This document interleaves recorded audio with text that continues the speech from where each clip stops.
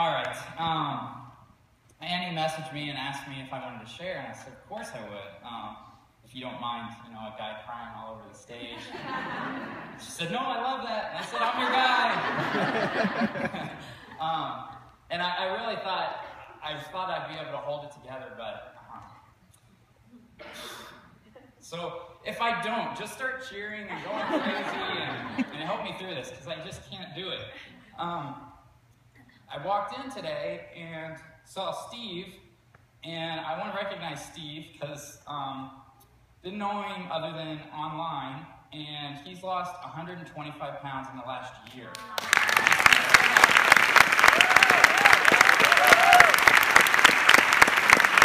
And then I really want to recognize one of my coaches who is Steve's coach, and that's Larry. So Larry, stand up. Thanks for everything you do, man.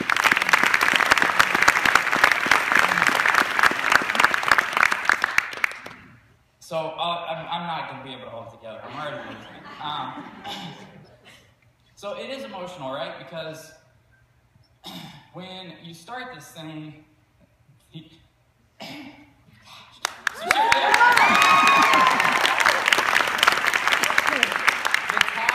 task seems too overwhelming. It's not that overweight people are lazy. It's just that you're looking 26 miles down the road, right? And it just seems like it's too hard to get there. And the only thing that makes this work is coaches and support.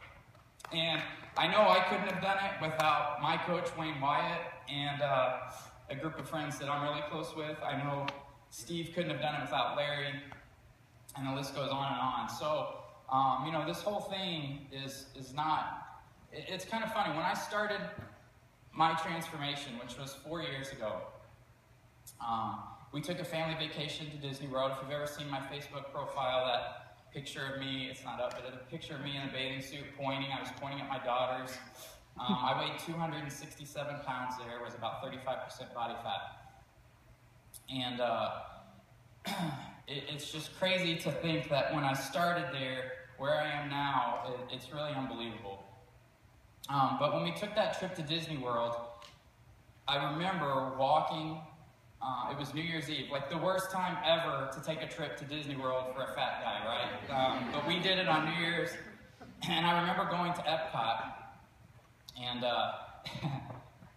this is like the worst aha moment ever, but I'm going to share it because I'm real. But so we're walking, and all of a sudden I start getting like this pain in this region, right?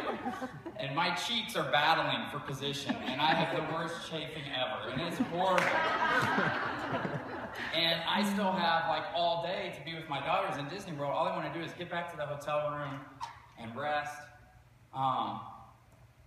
And I should be there for them, you know, playing with them and going through the park. And so that was my aha moment, and I told my wife, when we get back, I've got to do something. So I had seen the P90X infomercial a trillion times, decided to get it, started taking Shakeology, and in a year lost 75 pounds, got down to 8% body fat. I'm not there now, but I was. I ended up filming for the P90X infomercial. I even got a call from Men's Fitness, and was a success story, featured as a success story in Men's Fitness magazine, which was really cool. But you know, everybody asked me, what kept you going? How did you not look 26 miles down the road? How did you look like just a mile or 2 miles and just knock out those little chunks? And the thing that kept me going the whole time was being there for my wife and kids. It's where I always lose it. So, you know, I knew what I had to do, and I had a why strong enough that nothing was going to stop me. So, you know, whether I woke up with a headache, whether I woke up with pain in my feet or my back, which I did every day, I just kept chipping away at it. And I had highs and I had lows, and thankfully I had the support of my coach and family and friends there to keep me going. But really, it was my wife and kids that kept me going. And I just had to come to that place where, you know, enough was enough, and my excuses really didn't matter, because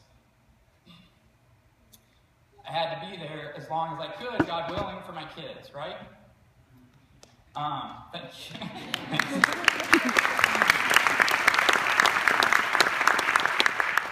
So what's really interesting is how my why then shifted. So my why was about me, it was about being there for my wife and kids, and I started helping people, and my why totally shifted from, myself to them, and helping them get results.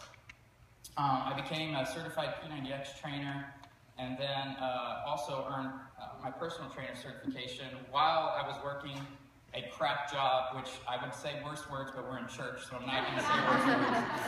I basically dealt with people at the worst moments of their lives all the time, so I was extremely stressed. And I remember the event Annie was talking about was like, 3-4 years ago? She was a Ruby coach, is that what you said? So she's way past me now.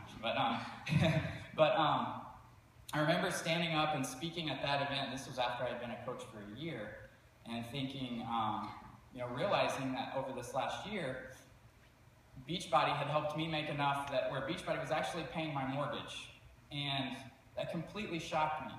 And I remember we got in the car to head home from that event. I cried worse at that event, by the way. But we got home and got in the car, headed home, and I remember telling my wife that I was involved in such a bad job. I didn't think there was any way I could get out of it because I made good money at it. But this was the only thing I had found that I absolutely loved with every part of PD. So there was a sense of urgency that I was going to go all in and make this work. So I told her, I said, my goal is in 5 years I'm doing this full time. And she said, okay, honey, whatever. Good job, yeah, okay. And I said, no, I'm serious. In 5 years, I'm going to be doing this full time. So I got home, wrote that down as a goal, set out a plan, and started attacking it every day.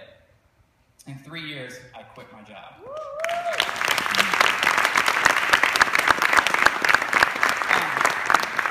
But that only happened because I truly care for people. I mean, it's like the best thing in the world for me. When I became a personal trainer, just last week, I had a guy, I've been training him for 10 weeks. He comes over to the house, and I could just tell he wasn't his self.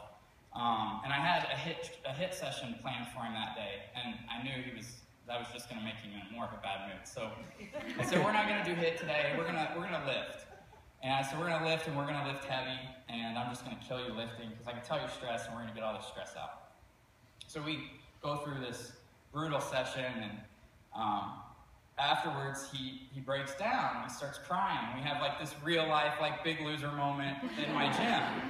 And I'm crying, and he's crying, and we're hugging, and I'm going, I shouldn't have put him through this workout, because we're hugging, and he's too sweaty, and this is just bad.